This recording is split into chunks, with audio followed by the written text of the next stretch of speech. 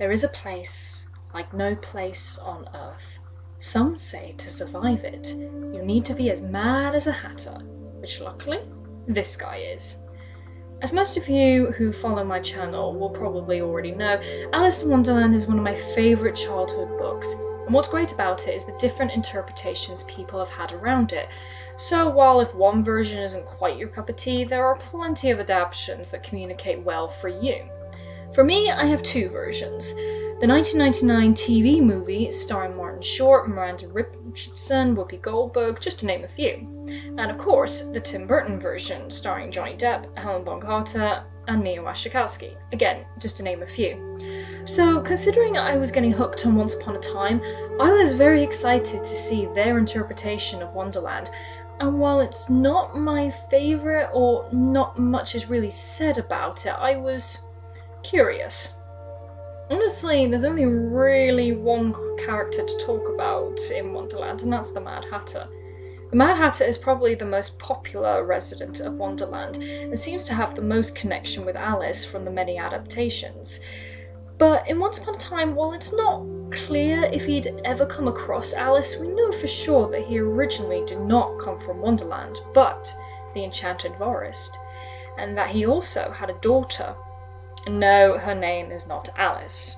Her name is actually Grace, but she does love having make-believe tea parties with her toys, and one day she sees a toy white rabbit, but unfortunately her father can't afford it. He does, however, sew a rabbit for her. The Hatter, known as Jefferson, earns money by finding mushrooms in the forest and selling them to the market, but doesn't really earn him much. However, the evil queen has work for him, and it's clear he's worked for her before, but it cost him his wife and fears for his daughter's safety. However, after not being able to provide luxuries for Grace, this convinces him to take the job. So why does the evil queen need him? Well, it turns out that Jefferson possesses a magic hat that can transport you to different realms. All you need to do is spin the hat, and it will take you to a hallway of doors. Sound familiar? However, the rules are that the number of people who go into a door must be the same number as those who come out. Remember that. So which realm do they enter? Why, Wonderland, of course. Jefferson and the evil queen enter the maze as part of the Queen of Hearts domain, where the hedges eat whatever comes too close. The evil queen wants a box placed in the center of the maze and uses her magic to get it, but the guards suddenly appear. The two hurry back to the door/mirror, but what or who is in that box? The evil queen's father in miniature form, so she uses the caterpillar's mushroom to make him grow. But remember the rules, since two people went through the looking glass, only two people can leave, so of course the evil queen leaves Jefferson stuck in Wonderland to take her father back. Caught by the guards, he is taken to the Queen of Hearts. She decapitates him, but he remains alive. She tells him she will reattach his head if he answers the question of how he and the evil queen got into Wonderland.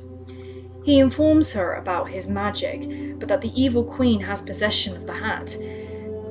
And so, the Queen of Hearts orders him to make another that is also magic. Desperate to return to his daughter, and knowing the impossible task he has laid before him, he remains stuck in Wonderland, making thousands upon thousands of hats, and it is shown that he has gone quite mad as a hatter. It's a curious take on how the Hatter ended up mad, as well as incorporating the actual Hatter part of the character, but you do wonder, maybe when Alice did find herself in Wonderland, did she remind Jefferson of his daughter, and maybe that explains their close relationship? Well, anything's possible. But now, I'm talking about Wonderland. I think I'm in the mood for some tea now.